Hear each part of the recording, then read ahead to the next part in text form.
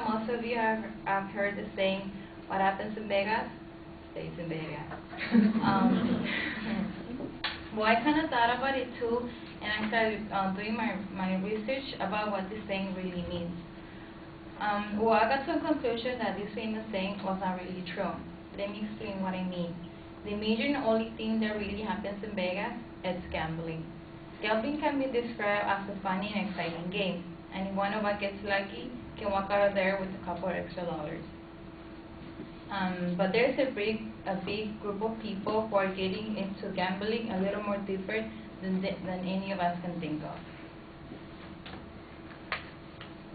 Today I'm going to explain the different group ages that affect gambling and how it can be treated.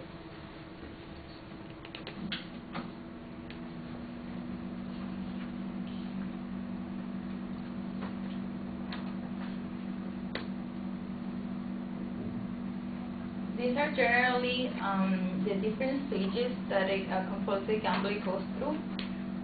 The first one is the winning stage. That's when people get into the gambling addiction. And after that comes the losing stage, which when you stop doing going to work, studying, but just going gambling because you're already in the addiction. The desperation state is when you start getting into depression, you start even stealing or doing drugs just because of doing gambling. And then after that it comes the critical state where you can start realizing that you do have a problem. The rebuilding state is when you now start realize that you do have a problem and you start dealing with it. And the growth stage is that now you have your social life and you get back to work and you become like cured from the disease. Starting by how gambling affects young teenagers, studies done by John Wells, PhD, on the Research Institute on the Addiction at University of Buffalo, found that 2.1% of young teenagers ages 14 to 21 could be classified as problem gamblers, meaning their gambling had 3 or more negative consequences, such as stealing to gamble or gamble more than intended. Additionally, 11% of participants said they gambled twice a week or more. Marvin Staber, PhD, Executive Director of Connecticut Council on Problem Gambling, teenagers have fight, even beat each other, sell their possessions, steal from their parents, and steal from the community just to get money to gamble.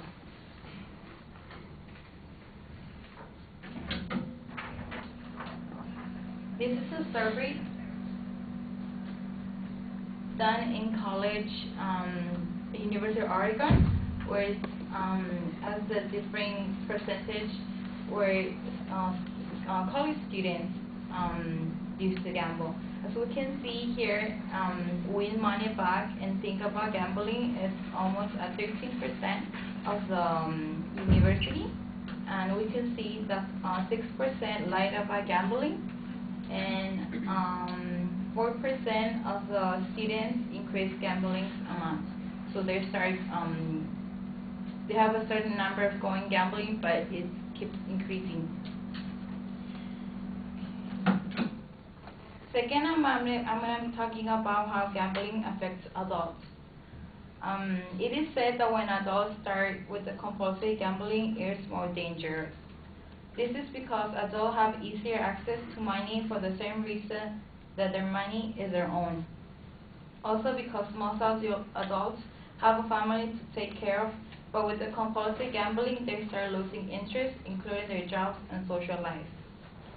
And of course, it is more difficult to admit the sickness about gambling than teenagers. According to Robert Ferguson, the director of Keystone Treatment Center and author of the book Gambling Addiction, Patient Workbook, he stated that the Illinois lottery did a study to see who gambles. He found people who made less than $10,000 a year gamble 6 times more than those who earn over $50,000 a year. people know they can win millions by risking a single dollar. A recent program on the Discovery Channel stated that gambling is so attractive that when the Powerball is high, 90% of eligible adults buy a ticket. There is no more commodity when their percentage is as high, but the real odds of winning a state lottery are approximately 14 million to 1. The same odds as being hit by lightning 7 times while waiting on the lottery line.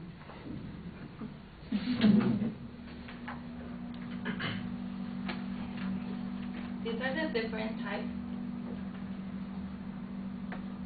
These are the different types that people gamble.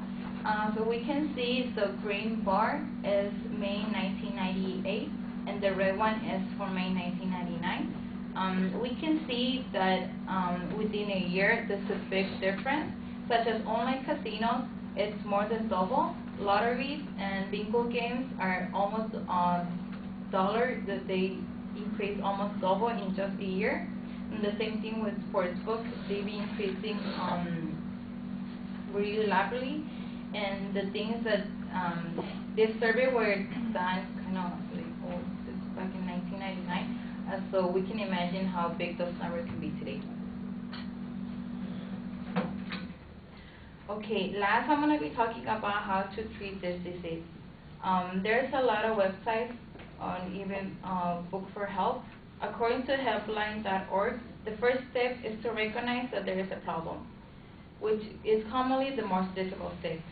And then looking for professional help is always the key. Starting by calling the National Council on Problem Gambling Confidential Hotline. There are professionals to treat the problem, and also there's a Gamblers Anonymous line. Another way to solve the addiction may be through a process called cognitive behavioral therapy that includes helping the patient after the therapy, gives them strength to not fall on the same addiction again, and to help them solve their financial situation could also offer them a job. In conclusion, whether what happens in Vegas really stays in Vegas or not, it is important to know how to control and keep your gambling as just a fun and entertainment game, and don't make something fun into a big trouble. Thank you.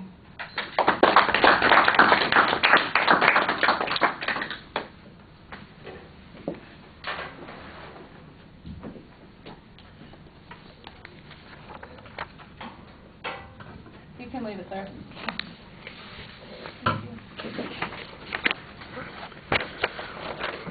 Michael, what did you think? That was a good speech, interesting topic. I think she stuck to the structure really well. She had a good attention device. She cited her sources really well. The visuals went good, good detail, but the first one was a little bit small. Other than that, though, I think it was really good. All right. I thought that the thesis could be sharper. I like the introduction. I know what the topic is. I'm still not quite sure what I'm supposed to get out of it, but there is a structure that you previewed, and I thought that you did a good job signposting that structure in the contents of the speech. I'd agree, like that first visual that she showed, it's a little small to see those things, and you go through all that information, and it's mostly just you're telling us what's on the visual without explaining what those cycles represent or how they were tracked, or making that information a little bit more meaningful, and I thought that that was kind of problematic with that.